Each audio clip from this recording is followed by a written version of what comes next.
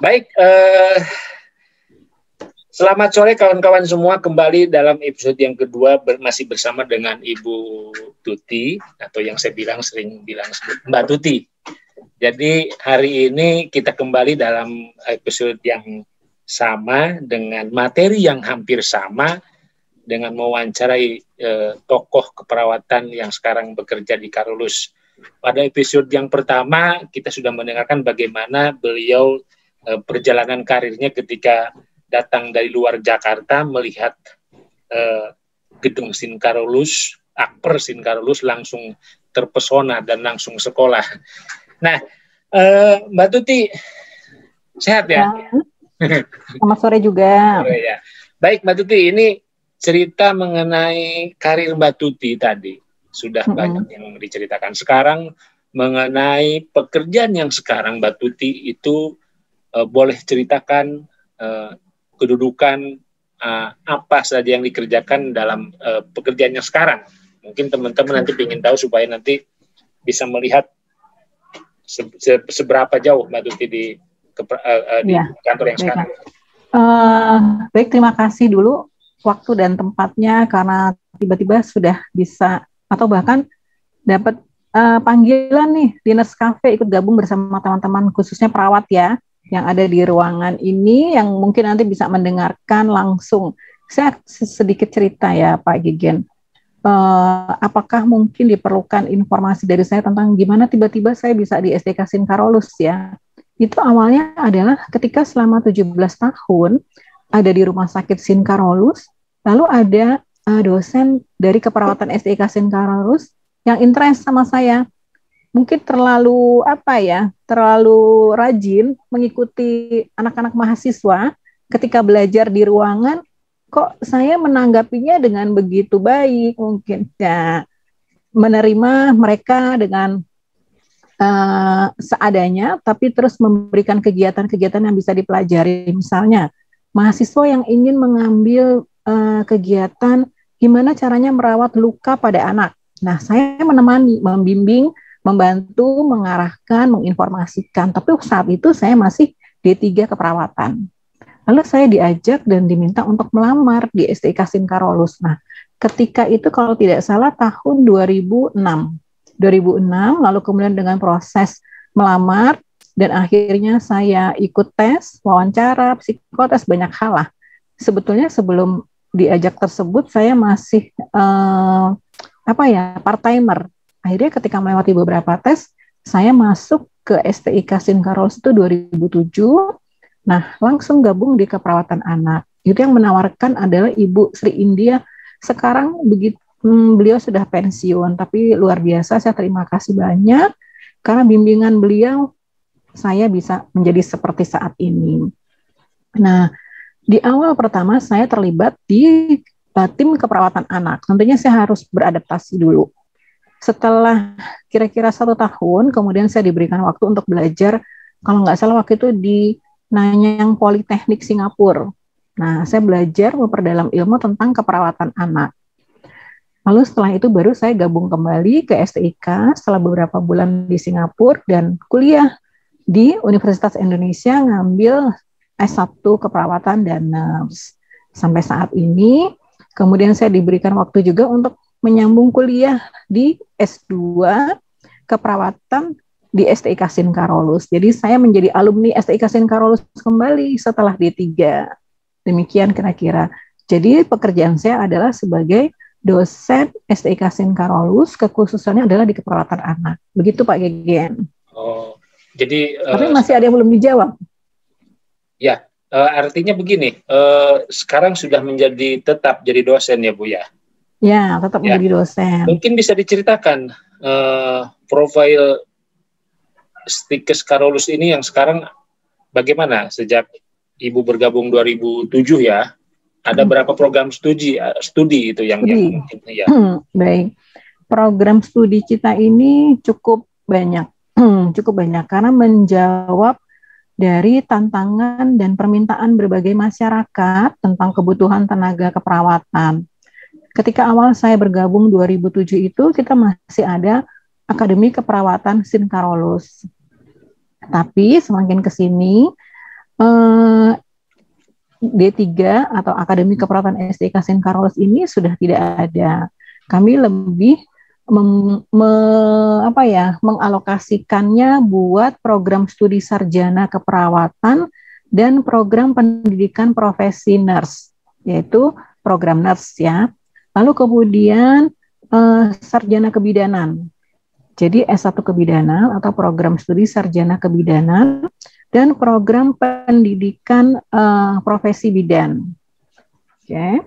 Nah, selain itu kami punya program studi gizi, program studi sarjana gizi, dan yang sekarang tadi baru selesai IG Live adalah program magister keperawatan. Ini ada 2 peminatan, yaitu keperawatan medikal bedah dan kepemimpinan dan manajemen keperawatan. Gitu Pak Gigen. Jadi cukup banyak sebetulnya program studi yang ada di STIK St. Carolus. Ya. Ada bidan sama gizi ya program studinya ya? Ya, betul. Ada bidan dan gizi. Sekarang sudah menjadi program studi sarjana kebidanan yang sebelumnya adalah Akademi Kebidanan. Akademi Kebidanan. Gitu. Ya. Dulu memang upper ya, sekarang stikes ya. Dulu Akademi Keperawatan, sekarang Sekolah Tinggi Ilmu Kesehatan. Memang regulasinya seperti itu, harus seperti itu ya? Ya, betul. Harus semakin maju karena banyak permintaan dan meningkatkan meningkatkan kesediaan ketenagaan atas beberapa permintaan, terutama dari masyarakat. Ya, kita menjawab tantangan ya, Pak Gegen ya. Tantangan kebutuhan dari berbagai rumah sakit dan dunia pendidikan. Karena kita menyediakan program studi magister keperawatan ini karena banyaknya permintaan tenaga-tenaga dosen untuk dapat mengembangkan ilmunya, sehingga banyak sekali juga yang sudah ikut mendaftar dan lulus dari program magister STIK St. Carolus. Kalau boleh tahu permintaan apa itu? Maksudnya permintaan kemana aja, Bu? Permintaan untuk mempunyai pendidikan yang lebih lanjut. Apa ada institusi lain yang memang meminta untuk kerjasama khusus, misalnya rumah sakit A misalnya? Ya, kalau itu cukup banyak. Kemarin kita sampai saat ini juga kita ada beberapa permintaan ya.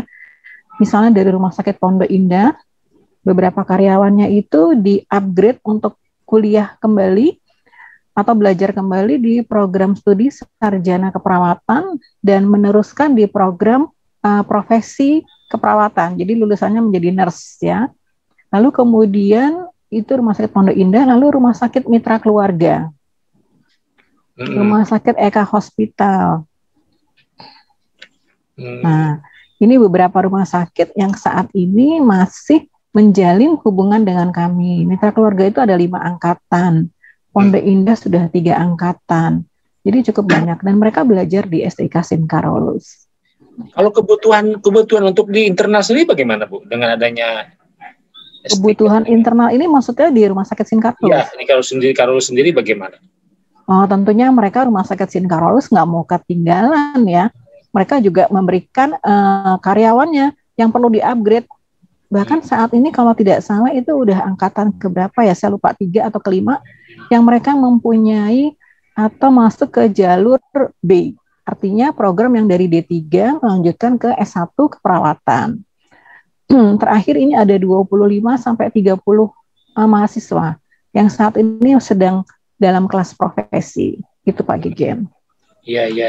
Ini menarik nih Bu. Tadi ada permintaan dari beberapa rumah sakit. Kalau kita juga sebetulnya banyak kompetitor sebetulnya di luar itu ya. Iya, betul. Nah, apakah tidak khawatir dengan misalnya kompetitor yang memang banyak yang begitu sekarang mulai berjamur lah ibaratnya. Nah, permintaan itu tentunya punya alasan ya. Yang minta ini tentunya punya alasan. Alasannya berdasarkan penilaian dulu terhadap kami di STIK St. Carolus. Kalau saya melihat hal ini, yaitu pertama apa? Pertama, kami sudah punya akreditasi A untuk program studi sarjana keperawatan dan program pendidikan profesi nurse. Akreditasinya A, cukup membanggakan dan menjadi tantangan juga buat kami untuk mempertahankan nilai ini. Itu yang pertama. Lalu ketika orang tertarik dengan nilai A dan uji kompetensi yang di atas 90%, tentunya juga mereka merasa yakin ketika ada karyawannya yang akan kuliah atau melanjutkan studi, karena tentunya akan punya nilai-nilai yang baik ya. Pertama adalah mampu, pandai, kemudian juga terampil, dan mampu mampu mengikuti uji kompetensi yang disiapkan dari pemerintah tentunya, karena dengan bukan dengan janji ya, artinya sudah dilihat banyak orang bahwa lulusan STIK Sin Carolus ini banyak hal-hal yang luar biasa terjadi sama lulusan kita, dan di berbagai daerah sudah terbukti. Contohnya Pak Gegen sendiri ya, misalnya ya, dengan beberapa kemajuan ya dari teman-temannya yang sudah diajak ke Nurse Cafe juga banyak tentunya dari lulusan STIK Sin Carolus. Yeah. Apalagi kami punya nilai-nilai yang mungkin juga perlu saya sampaikan adalah nilai-nilai kejujuran, nilai kedisiplinan, lalu lulusan-lulusan kita ini punya rasa peka dan peduli, bahkan mereka tangguh dalam apa? Dalam menerima tantangan, percaya diri. Kemarin ketika kita terjadi pandemi COVID, itu bukan hanya program magister yang ikut bergabung dalam relawan keperawatan, tapi juga program profesi nurse itu juga ikut bergabung bersama dengan relawan di Universitas Indonesia, bekerja di Rumah Sakit UI, begitu.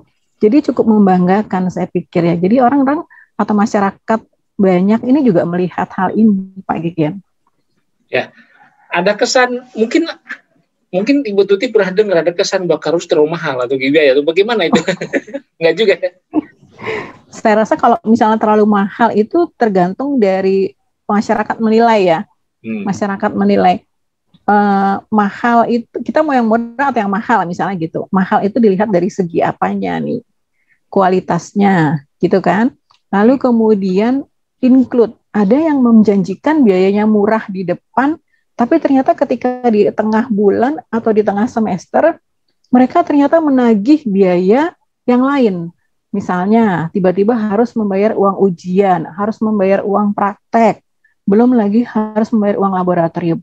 Nah, kalau kami di STIK Sin Carolus, dengan biaya sekitar 16-18 juta per semester itu, sudah include sama laboratorium, biaya praktek, belum lagi ada biaya untuk ekstrakurikuler yang mereka pilih sesuai dengan minatnya masing-masing ya.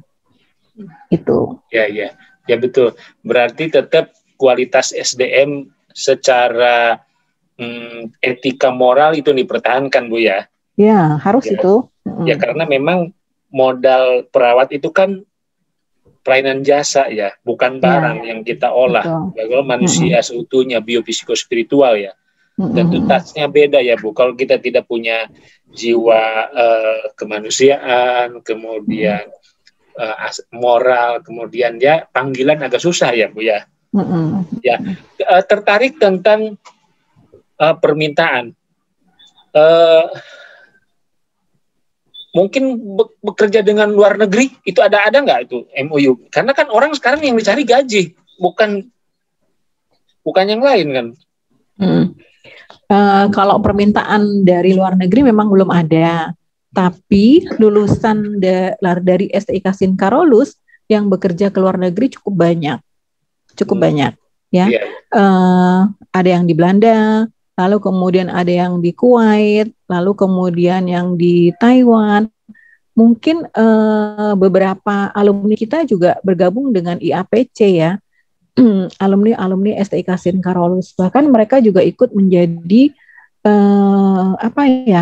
pemberi informasi buat kita secara langsung ketika kita ada penilaian beberapa hal, misalnya ketika kita mau akreditasi atau ketika kita butuh informasi dan bagaimana caranya mereka yang ada di luar negeri itu mengembangkan kemampuan untuk mereka bisa berani menerima tantangan untuk bekerja di luar negeri kepada adik-adiknya yang masih menjadi mahasiswa. Itu biasanya kita undang ketika mereka ada di Indonesia. gitu. Berarti ada program penempatan kerja ke luar negeri juga, Ibu ya? Ya, betul. Nah, memang sekarang ini LLDikti juga sedang mengembangkan program, kalau nggak salah, Bu Pipit baru nanti akan mengikuti pertemuan, kalau nggak salah untuk ke Jepang ya, Pak Gegen, yang kami juga belum tahu, ini baru rencana ke depan. Nah, untuk hal lainnya sendiri, bagaimana nanti prosesnya dan tata caranya masih diproses, karena belum diinformasikan. Mungkin nanti kalau sudah oke, mungkin nanti Pak Gegen bisa mengundang kembali nih kita dari STIK Sin Karolus untuk membicarakan hal ini, ya. Ya, ya ini memang fenomena yang sekarang ini kan orang ketika bekerja, terutama yang jadi perawat, mereka banyak terbawa dengan imbalan jasa di luar negeri, katanya sekian puluh juta, padahal juga sertifikasi, kompetensi dan syarat-syaratnya pun agak susah kan kalau di sana, Bu. Termasuk yang saya tahu harus mengikuti NES, RN itu yang RN, dan tidak semua negara memberlakukan seperti itu.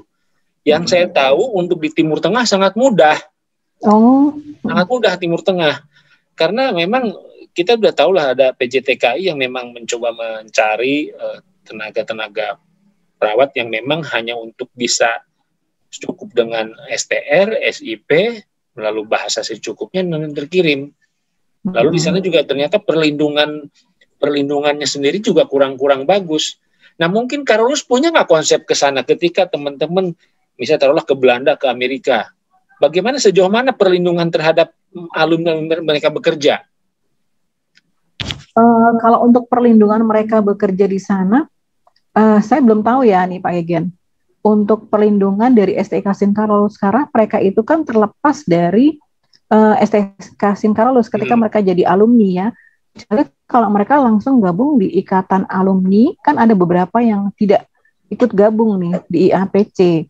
Nah, mungkin malah saya akan balik bertanya dengan Pak Gegen, justru ketika ikut dalam PPNI, apakah mereka juga gabung dalam ikatan PPNI, sehingga kita bisa melindungi tenaga kerja yang lulusannya dari Indonesia di luar negeri. Nah, itu atau bagaimana? Mungkin Pak Gegen malah bisa share nih ke kita. Ya memang menjadi PR besar bagi organisasi, terutama organisasi profesi. Tetapi saya ingin lebih fokus bahwa lulusan Karolus memang secara nasional maupun internasional diakui sebetulnya ya. Diakui ya. Mungkin bisa testimoni, ada berapa negara yang memang sudah menjalin kerjasama, atau memang dari dulu mungkin saya pernah dengar ada yang ke Amerika, ke Eropa dan balik dan menjadi lulusan yang terbaik sebetulnya. Betul. Ada yang ke Amerika, ada yang ke Jepang, lalu kemudian kemana lagi ya? Ke Taiwan, ke Filipina. Banyak data selanjutnya itu sebetulnya bisa diperoleh ke teman saya nih di Waket 3 ya. Itu yang mungkin kalau misalnya perlu Pak Gegen data list khususnya, itu nanti saya bisa sampaikan ya. Tapi sementara yang saya tahu mungkin baru itu dulu. Belanda juga ada. Belanda ada ya. Ya memang saya dengar khusus di DKI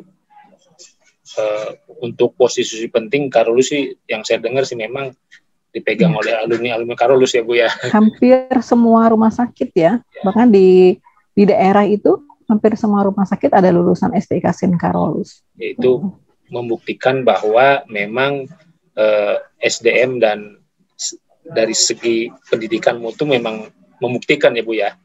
Ya, amin.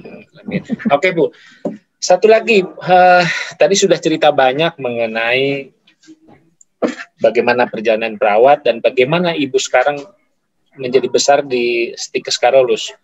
Nah, pertanyaan yang terakhir, apa harapan Ibu sebetulnya kepada dunia perawatan, apalagi situasi sekarang yang tidak menentu, pandemi.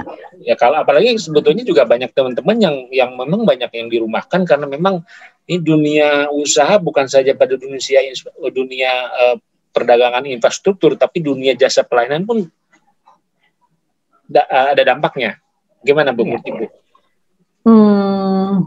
Ini sebenarnya juga sedikit mengganggu rutinitas kita pandemi COVID ini. Pertama adalah kalau saya mungkin lebih cocoknya bicaranya di bagian kependidikan ya, Pak Gegen ya. Karena kami ini adalah membina, membimbing, mengarahkan, mensupport seluruh mahasiswa kami untuk mereka itu menjadi tenaga kesehatan, baik dia keperawatan, kebidanan, maupun menjadi gizi, ahli gizi nanti. Yaitu orang-orang atau mahasiswa yang nanti akan menjadi lulusan yang terampil. Bukan hanya tahu atau mengerti dan memahami bidang ilmunya, tapi terampil. Nah, untuk terampil ini mereka harus mengasah dan membiasakan diri untuk belajar atau praktek ke klinik tentunya. Nah, sementara kalau di tatanan klinik yang saat ini ada yang kita lihat, itu banyak sekali rumah sakit dengan pasien-pasien COVID. Ya, yang kita tahu penularannya begitu sangat beresiko ketika anak bimbing kami ini tidak terlalu memahami, karena proses belajar ini kan nggak langsung mereka mampu ya, ada yang semester 1, semester 2, sampai semester selanjutnya. Jadi step by step-nya mereka untuk belajar, ketika mereka semester 3, mereka hanya belajar keperawatan dasar, hanya belajar gimana caranya mengukur tanda vital ke pasien, tapi ke pasien loh, nggak ke boneka, nggak ke pantom gitu. Tapi karena pandemi hal ini kan dibatasi. Jadi mereka waktu dan kesediaan rumah sakit untuk menerima mahasiswa ini agak dibatasi. Bahkan mereka sampai saat ini membatasi dulu. Karena pertama jaga jarak. Lalu infeksi, faktor infeksi juga. Sehingga kami mengusahakan untuk mahasiswa ini bisa belajar di laboratorium. Nah, minggu lalu teman-teman di keperawatan ini sudah mencoba untuk mengajarkan teknik-teknik keperawatannya di laboratorium dulu. Tapi kalau kita lihat hari ini, ternyata pasien COVID semakin meningkat ya Pak Gegen ya di rumah sakit ya. Nah, ini kami minggu depan masih sedang mengatur apakah kami masih bisa lanjut untuk belajar di laboratorium. Tantangan ini dengan pandemi ini sangat berat buat kami karena kami juga harus menjaga kesehatan anak didik kami, mahasiswa kami, yaitu gimana mereka bisa menerima dan menjaga benar protokol kesehatan itu dijalankan. Ketika mereka menjalankan protokol kesehatan, tapi kita nggak tahu kan tetangga kiri kanan sebelah merekanya ini.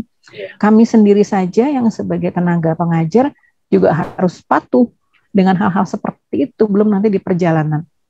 Nah, dalam hal menjawab tantangan tadi, gimana kami membimbing dan mengajari mereka, sampai saat ini memang kami masih prosesnya adalah daring ya, online. Jadi kita seperti dengan Zoominar, dengan Teams atau Google Meet. Nah, untuk pembelajaran di laboratorium kami baru mulai beberapa waktu lalu, tapi ini harus semakin ke depan. Kami masih harus positive thinking dan berdoa bisa berjalan lebih baik ke depan. Itu aja mungkin Pak Gegen. Ya, luar biasa ini satu penjelasan yang secara komprehensif sudah mewakili apa yang menjadi harapan, apa yang menjadi kekhawatiran sebetulnya. Jadi ada harapan, ada kekhawatiran, ada harapan juga sebenarnya situasi seperti ini. Baik, Ibu Tuti, luar biasa penjelasan dari awal sampai akhir. Mudah-mudahan bisa menjadikan satu support bagi kami yang memang apalagi calon-calon perawat nanti khususnya bisa meneruskan cita-cita terdahulu dan berharap nanti teman-teman bisa monggo silahkan untuk bisa hubungi Mbak Tuti ke Sinkarolus yang di Salemba ya, Salemba. Betul. Nah, untuk mungkin juga ada pendengar atau penonton dari YouTube ini yang mungkin juga berminat ke STIK Sinkarolus, mungkin saya boleh izin menyampaikan ya Pak Gegen, websitenya STIK Sinkarolus ya, di www.stiksinkarolus.ac.id. Bisa ketahui lebih banyak tentang STIK Sinkarolus dari sana. Baik, terima kasih. Terima kasih Mbak Tuti, luar biasa. Sama-sama, Pak Gegen. Ini memang situasi seperti ini memang kita tidak bisa bertemu untuk wawancara, makanya kita melakukan virtual ini, online seperti ini. Ya, tetapi tidak mengurangi substansi dan intisari dari pembicaraan sore hari ini luar biasa, Mbak Tuti. Baik, Mbak Tuti, saya atas nama Andes Cafe dan secara khusus saya mengucapkan terima kasih waktunya yang luar biasa. Sungguh kami bisa mencuri waktu Mbak Tuti yang sangat luar biasa sibuknya. Sama-sama. Kita sudah janji dari dulu, ternyata baru hari ini bisa terlaksana. Baik, terima kasih teman-teman. Kita sudah mendengarkan penjelasan dari Bu Tuti, seorang dosen di Stikes Carolus. Dia sudah hampir 30 tahun dia bekerja di Rumah Sakit Carolus dan 17 tahun di pendidikan. Semoga ini menjadikan bagi kita motivasi. Kebalik Pak Gegen. Kebalik 17 ya? Tahun di rumah sakit. Oh ya, 17 tahun 13 tahun di STK Carolus. Oke, terima kasih koreksinya. Baik, saya ucapkan terima kasih Mbak Tuti. Sama-sama. Selamat sore dan terima kasih juga. Ya. Salam sehat. Terima kasih. Ya, makasih Mbak Tuti.